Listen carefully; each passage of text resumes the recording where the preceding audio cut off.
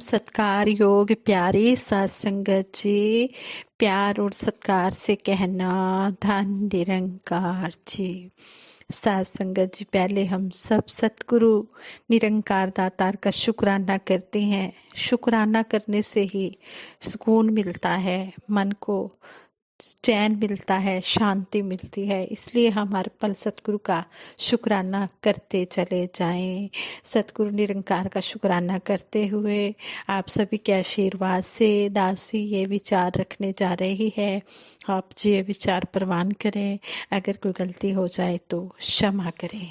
सात संगत जी कहते हैं, पारस लोहे को तो सोना बना सकता है, परंतु लोहे से जो सोना बना है उसमें यह गुण नहीं है कि वह अन्य लोहे को भी सोना बना सके।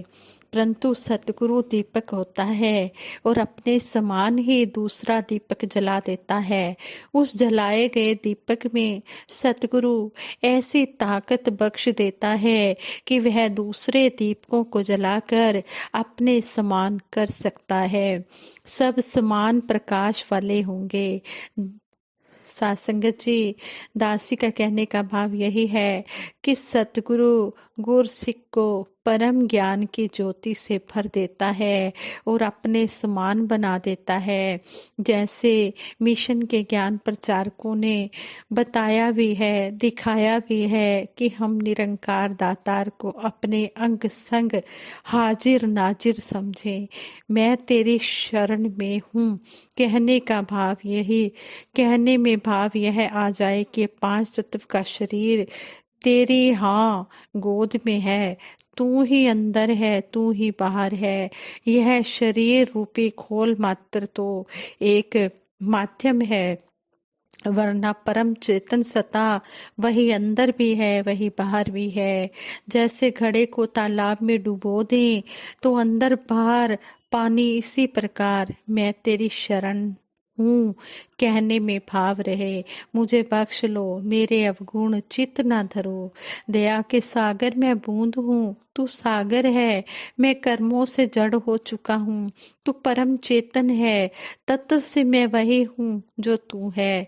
मुझे बख्श लो, अपना बना लो, मेरे दुर्गुण दूर करो, रहम करो। काम क्रोध लोभ मोह अहंकार कामों में, इन कामों में मेरी इंद्रियों को फंसने ना दो और अंतर मन में बोध होने दो, ताकि मैं ईश्वर में हो सकूं।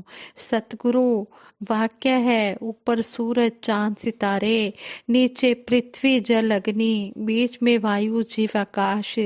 यह जो 9 चीजें दिखाई दे रही हैं, यह प्रभु दातार की रचना है।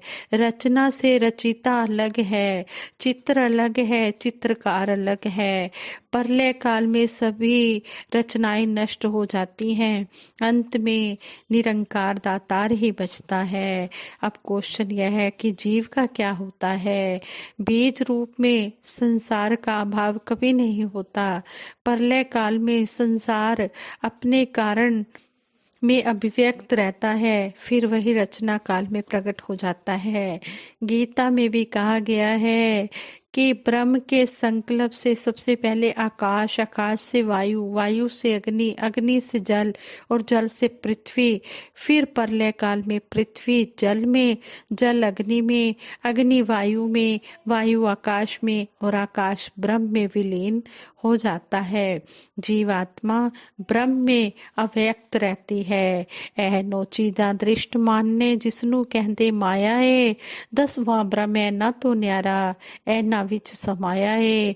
ਇਹ ਸਭੋ ਕੁਝ ਮਿਟ ਜਾਣਾ ਏ, ਬਾਕੀ ਕੁਝ ਨਹੀਂ ਰਹਿਣਾ ਯਾਰ। ਕਹੇ ਅਵਤਾਰ ਹੈ ਇਹੋ ਸਭ ਕੁਝ, ਇਸ ਨੂੰ ਹੀ ਕਹਿੰਦੇ ਨਿਰੰਕਾਰ। शहनशाह बाबा अवतार सिंह जी महाराज इस शब्द द्वारा हमें समझा रहे हैं कि ये जो 9 चीजें बताई गई हैं, ये दिखाई देती हैं, लेकिन जो 10वां ब्रह्म है वो इन्हीं के बीच में समाया हुआ है। कहते हैं कि जब अगर सब कुछ खत्म भी हो जाए तो ये निरंकार, ये कायम दायम रहने वाली सत्ता है, हमने इसके साथ ही जुड़ना है। साथ संगत जी, कईयों को हमने कहते सुना है कि ज्ञान ले लिया, सब जानकारी हो गई, उसके बाद संगतों में भी कई बार गया गया, परंतु कोई खास बात दिखाई नहीं पड़ती। बेकार ही समय खराब होता है, क्योंकि कुछ लोग आए, भजन भाव कहे और कुछ लोगों ने विचार भी दिया, लेकिन ज्ञान लेने के बाद जो बोध हुआ, जितनी जानकारी हुई, उसमें कोई बढ़ोतरी नहीं हुई। हाँ, संगत जी, धीरे धीरे इस विचारधारा वाले लोग संगतों में आने से उदासीन हो जाते हैं। कितने ऐसे हैं कि किसी खास समागम या उत्सव पर ही आते हैं, वरना बिल्कुल नहीं आते। उनके चरणों में दासी यही निवेदन करती है कि यह सच नहीं है, संगतों में आने से बहुत लाभ होता है। हमारे पास कोई मापक यंत्र या मीटर नहीं है जिससे जाना जा सके कि कितना मिला है। यह बात ठीक ऐसे है जैसे हम पानी रख देते हैं आग पर, चूल्हे पर उबलने के लिए। सबको मालूम है कि पानी का बॉइलिंग पॉइंट 100 डिग्री सेंटीग्रेड है। चूल्हे पर रखा पानी बराबर गर्म हो रहा है। हमको देखने में पानी बिल्कुल शांत लग रहा है, लेकिन असलियत यह है, सच्चाई यह है कि पानी धीरे धीरे गर्म होकर 100 डिग्री की ओर बढ़ रहा है।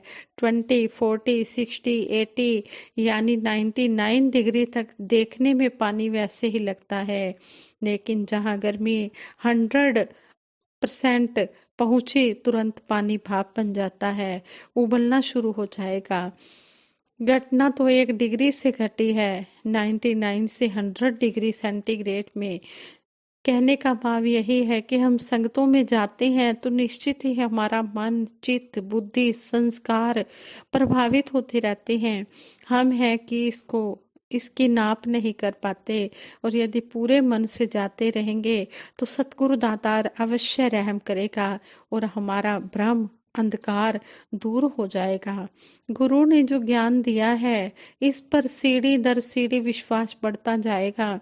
इस ज्ञान में कोई गुंजाइश नहीं है। रास्ता सही है तो मंजिल अवश्य मिलेगी।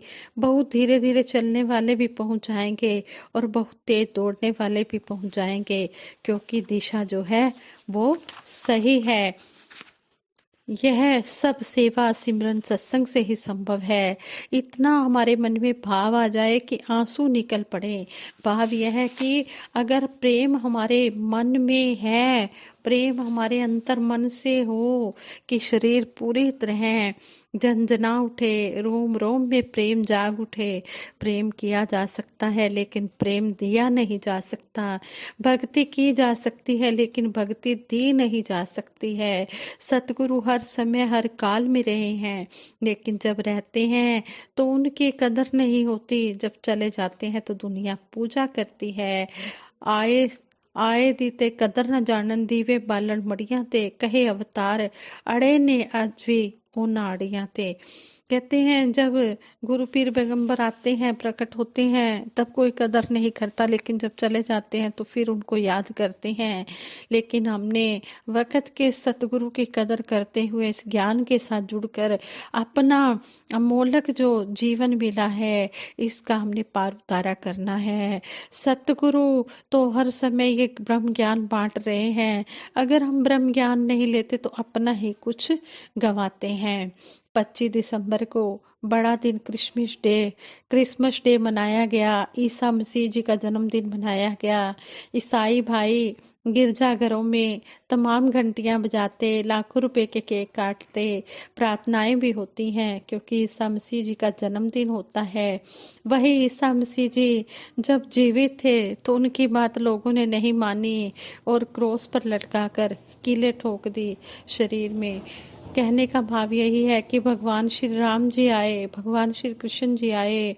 उस समय के जमाने में इनका विरोध करने वाले भी बहुत सारे लोग थे। श्री गुरु अर्जुन देव जी महाराज को मुसलमान शासक ने जलते हुए तवे पर बैठने के लिए कहा। कबीर दास जी को हाथियों के सामने कर दिया गया। मंसूर को तो मार डाला मुसलमानों ने, क्योंकि उसने अनल हक की बात कह दी थी कि मैं ही खुदा हूँ। जैसे शंकराचार्य जी ने कहा, उपनिषद के ऋषियों ने कहा, अहम ब्रह्मस्मि, ठीक वही बात मंसूर भी कह रहा था। सतगुरु युग प्रवर्तक बाबा गुरबचन सिंह जी महाराज को शहीद कर दिया, लेकिन कोई फर्क नहीं पड़ता है। यह शरीर तो आत्मा का वस्त्र मात्र है। अगुण अरूप अलख जग जोई, भगत प्रेम व सगुन सो कोई।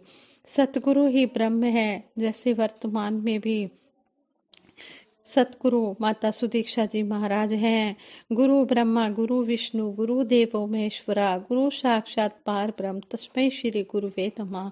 हम संगतों में जाते हैं तो श्रद्धा से जाएं, प्रेम से जाएं, सतगुरु के चरणों में समर्पित भाव से जाएं। दिल्ली के वार्षिक संत समागम में कुछ को छोड़कर बाकी लोग कोई न कोई मांग लेकर जाते रहे हैं, और अब समालखा में भी वार्षिक संत समागम होते हैं, और भी संत समागम समय समय पर होते हैं।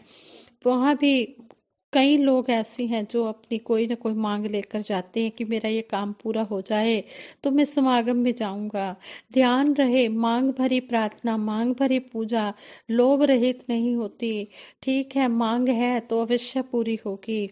आपको आपकी मांग की भावना का, कष्ट का पूरा लाभ मिलेगा, पूरी मजदूरी मिलेगी। हम जो भी मांगते हैं इस नश्वर के लिए मांगते हैं, जो क्षणिक है। सतगुरु निरंकार दातार स्वयं जान रहा है, इससे कुछ भी छुपा नहीं है। परमात्मा सबके अंग संग है। आपका सुख दुख भी इसमें छुपा नहीं है, इससे छुपा हुआ नहीं है। ये सब कुछ जानता है, ये अंतर्यामी है, ये घटघटवासी है। इसको सब पता है कि मैंने किसको कब कितना देना है। लेकिन लोग सकाम भाव से ही जाते हैं कि मैं इतना त्याग कर रहा हूँ, तू मेरे लिए कुछ कर। इसी को कबीरदास जी ने भी कहा है, कोई आवे बेटा मांगे भेंट रुपया लीजे जी, कोई आवे दुख का मारा हम पे कृपा कीजिए जी, कोई आवे दौलत मांगे यही गुसाई दीजिए जी, कोई आवे ब्याह रचावे सत्य गुसाई रीझे जी, साचे का कोई ग्राहक नहीं झूठे जगत पतीजे जी। कहत कबीर सुनो भई साधो, इन अंधों को क्या दीजे जी। भगत कबीर जी ने पूरी बात स्पष्ट कर दी। हमारा मांगना ही गड़बड़ हो जाता है, हमारी मांग भी बड़ी चतुराई पूर्ण होती है। मांग होती भी है तो हम उसके साथ साथ साथ हम ये भी मांग कर देते हैं कि मेरा ये काम हो जाएगा तो मैं ये करूंगा, मैं वो करूंगा, सतगुरु मेरी मांग पूरी हो जाए, घर बन जाए, लड़का सर्विस में आ जाए, इतने सत्संग करूंगा, लंगर करूंगा, इतना दान दे दूंगा, इतने की पर्ची दान में कटवा दूंगा, आदि आदि। हमारी मांगे भी चालाकी से भरी होती हैं। एक बच्चा अबोध होता है, कोई चालाकी नहीं, उसकी मांग भी अबोध होती है। डिप्थीरिया हुआ है, गले के स्वर यंत्र में जाली पड़ गई है, गला अवरुद्ध है, बोला नहीं जा रहा, बच्चा आइसक्रीम मांग रहा है। हम बहाना करते हैं अभी रात है, कल सुबह होते ही ढेर लगा देंगे। कितनी अबोध बात बच्चा कर रहा है, उसे कुछ पता नहीं क्या सही है और क्या गलत है।